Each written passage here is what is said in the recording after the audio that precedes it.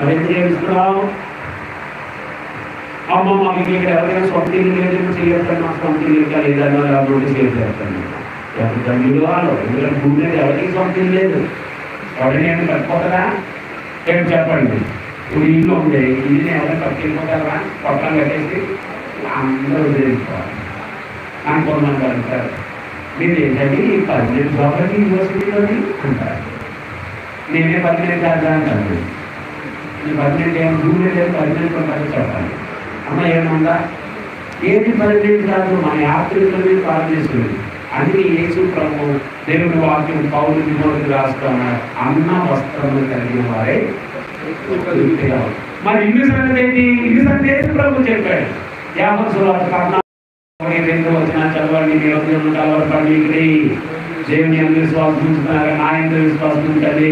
నా తండ్రి ఇంత చెప్పండి అందరూ, నా తండ్రి ఇంత అనేక నివాసాలు లేని మీతో చేతుల్లో నేను వెళ్ళి నీకు స్థలం సిద్ధపరిచి మరలా వచ్చి నీతో మిమ్మల్ని తీసుకెళ్ళిపోవడం మరో వస్తానన్నది.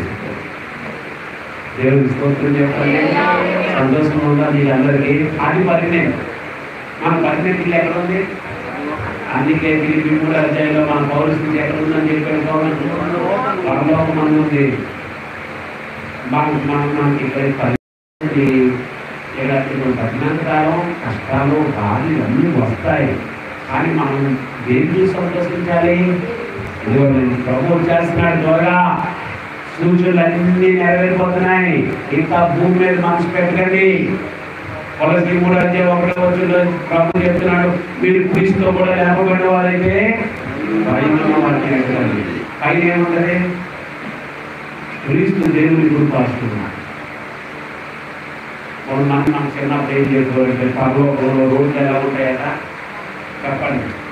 ఆ పరలోకల్ని బంగారం దగ్గర వదలలేదు. చూసారా మనకి ఎలా చేశారు? పరలోకలే రోడ్డు బంగారంటే ఎవరు ఎక్కువ? పరలోకంలో ఎవరి కోసం మనం వెళ్తున్నాం చెప్పండి అమ్మా, చెప్పండి. ఎవరి కోసం? మన ప్రభువు ఉంటారు కదా. స్తోత్రం చెప్పండి. మన ప్రభువుని కలుసుకుంటాం, ప్రభువులో యుగాలు ఉంటాం. ఇక్కడ స్థిర నివాసం లేదు. దేవుడి స్తోత్రం. మన గర్వం గారి దేవుడు మంచి గృహాన్ని ఇచ్చారు. ఈ గృహంలో ఉండి ఏ గృహంలో స్థిరపడాలి? పరలోకంలో ఒక స్థిర నివాసం ఉంది. ఇప్పుడు మన హృదయం అన్న ఇంటిని యేసు ప్రభు అంటున్నాడు. నువ్వు తెలుస్తావా? నువ్వు తెలిస్తేనే వస్తాడు.